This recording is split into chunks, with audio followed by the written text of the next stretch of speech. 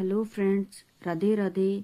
आज हम 16 सोमवार व्रत कथा देखेंगे, आरती शिव जी की और व्रत विधि। चलो व्रत विधि देखते हैं। 16 सोमवार का व्रत भगवान शिव की कृपा, मनोवांछित फल और सुखी वैवाहिक जीवन के लिए किया जाता है। सावन, कार्तिक या किसी भी शुक्ल पक्ष के सोमवार से यह व्रत शुरू करें। 16 सोमवार तक सुबह स्नान कर शिव जी का अभिषेक करें। व्रत कथा पढ़ें। शाम को पूजा के बाद चूरमे का भोग लगाकर प्रसाद ग्रहण करें। 16 व्रत विधि और नियम कैसे हैं। शुरुआत और संकल्प। सुबह जल्दी उठकर स्नान करें। पानी में थोड़े काले तिल मिलाकर और स्वच्छ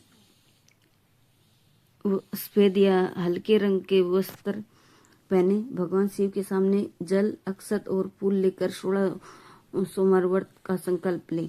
पूजा विधि। शिव जी पर दूध, गंगाजल, पंचामृत और जल से अभिषेक करें। चंदन, बेलपत्र, धतूरा, भांग, सफेद पुष्प और अक्षत अर्पित करें। मंत्र और पाठ। ओम नमः शिवाय का मंत्र का 108 बार जाप करें। शिव चालीसा, शिव महिमा स्रोत या महामृत्युंजय मंत्र का पाठ करें। व्रत कथा और भोग। 16 सोमवार व्रत की विशेष व्रत कथा जरूर पढ़ें या सुने। पूजा के बाद चूरमे का भोग लगाना सबसे उत्तम माना जाता है। व्रत के नियम।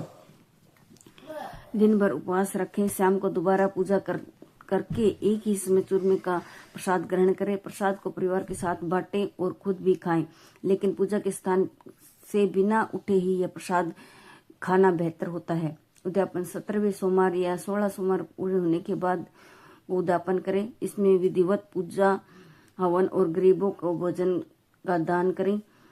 महत्वपूर्ण बातें यह है कि पीरियड्स के दौरान भी व्रत का संकल्प बना रहे। आप मंत्र जाप कर सकती हैं, लेकिन पूजा स्वयं न करें। व्रत में सात्विक भोजन ही ग्रहण करें। हर हर महादेव। अब आगे हम कथा देखेंगे। चलो देखते हैं हम कथा कैसे है। 16 सोमवार व्रत कथा। एक समय श्री महादेव पार्वती के साथ भ्रमण करते हुए मृत्युलोक में अमरावती नगर में आए। वहां के राजा ने शिव मंदिर बनवाया था, जो कि अत्यंत भव्य एवं रमणीक था। मन को शांति पहुंचाने वाला था।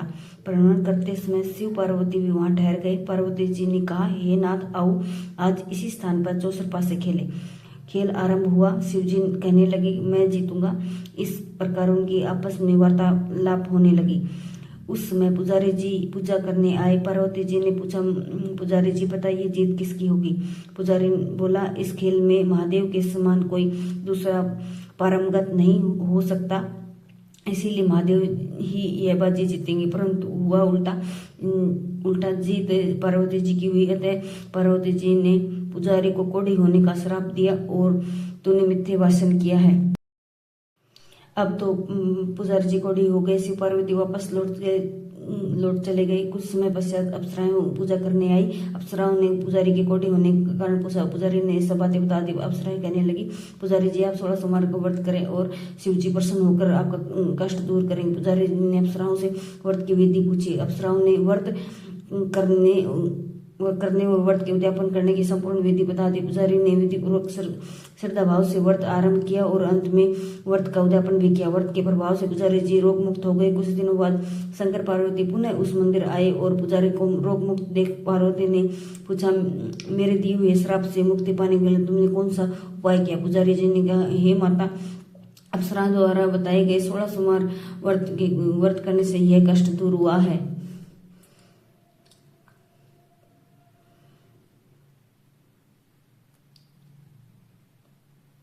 पार्वती जी ने भी 16 सोमवार का व्रत किया, जिससे उनसे रूठे हुए कार्तिकेय जी भी अपनी माता से प्रसन्न होकर आज्ञाकारी हुए। कार्तिकेय जी ने पूछा, हे माता, क्या कारण है कि मेरा मन सदा आपके चरणों में लगा रहता है। पार्वती जी ने कार्तिकेय जी को 16 सोमवार व्रत का महात्म्य तथा विधि बताई। तब कार्तिकेय जी ने भी इस व्रत को किया। उनको बिछड़ा हुआ मित्र मिल गया। अब मित्र ने इस व्रत को अपने विवाह होने की इच्छा से किया। फलतः वह विदेश गया। वहां के राजा की कन्या का स्वयंवर था। राजा ने प्रण किया था कि हथिनी जिस व्यक्ति के गले में वरमाला डाल देगी, उसी के साथ राजकुमारी का विवाह करूंगा। यह ब्राह्मण मित्र भी स्वयंवर देखने की इच्छा से वहां एक और जाकर बैठ गया। हथिनी ने इसी ब्राह्मण मित्र को माला पहनाई और राजा ने बड़ी धूमधाम से अपनी राजकुमारी का विवाह उसके साथ कर दिया। तत्पश्चात दोनों सुखपूर्वक रहने लगे। एक दिन राजकन्या ने पूछा, हे नाथ, आपने कौन सा पुण्य किया जिससे हथिनी ने आपके गले में वरमाला पहनाई? ब्राह्मण पति ने कहा, मैंने कार्तिकेय द्वारा बताए गए 16 सोमवार व्रत पूर्ण विधि विधान सहित श्रद्धा भक्ति से किया, जिसके फल के कारण मुझे तुम्हारे जैसी सौभाग्यशाली पत्नी मिली। अब तो राजकन्या ने सत्पुत्र प्राप्ति के लिए व्रत किया और सर्वगुण संपन्न पुत्र प्राप्त किया। बड़े होकर पुत्र ने भी राज्य प्राप्ति की कामना से 16 व्रत किया।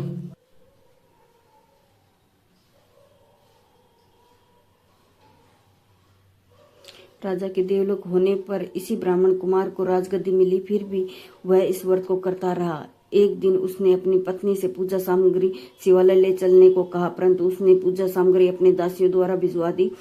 जब राजा ने पूजन समाप्त किया तो आकाशवाणी हुई कि हे राजा, तुम इस पत्नी को त्याग दो, नहीं तो राजपाट से हाथ धोना पड़ेगा।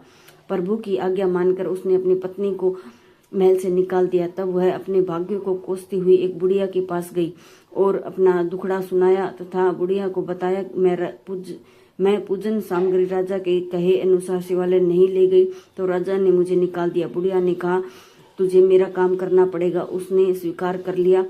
तब बुढ़िया ने सूत की गठनी उसके सिर पर रखी और बाजार भेज दिया। रास्ते में आंधी आई तो सिर पर रखी गठनी उड़ गई। बुढ़िया ने डांटकर उसे भगा दिया। अब रानी बुढ़िया के यहाँ चलते चलते एक आश्रम में पहुंची। गुसाई जी उसे देखते ही समझ गए कि यह ऊंच घराने की अबला व्यक्ति की मारी है। उसे वे धैर्य बंधाते हुए, बेटू तू मेरे आश्रम में रहे। रानी आश्रम में रहने पर जिस वस्तु को हाथ लगाती हुई वस्तु खराब होती हुई यह देखकर गुसाई जी ने पूछा, बेटे किस देव की अपराध से ऐसा होता है? रानी ने बताया कि मैंने अपने पति की आज्ञा का उल्लंघन किया तो शिवालय में पूजन के लिए नहीं गई, इससे मुझे घोर कष्ट उठाने पड़ रहे हैं। गुसाई जी ने शिव जी से उसके कुशल क्षेम के लिए प्रार्थना की और कहा, बेटे तुम 16 सोमवार व्रत विधि के अनुसार करो। तब रानी ने विधि पूर्वक व्रत पूर्ण किया। व्रत के प्रभाव से राजा को रानी की याद आई और दूतों को उसकी खोज में भेजा। आश्रम में रानी को देख दूतों ने राजा को बताया। तब राजा ने वहां जाकर गुसाई से कहा, महाराज यह मेरी पत्नी है, मैंने इसका परित्याग कर दिया था, कृपया इसे मेरे साथ जाने की आज्ञा दें।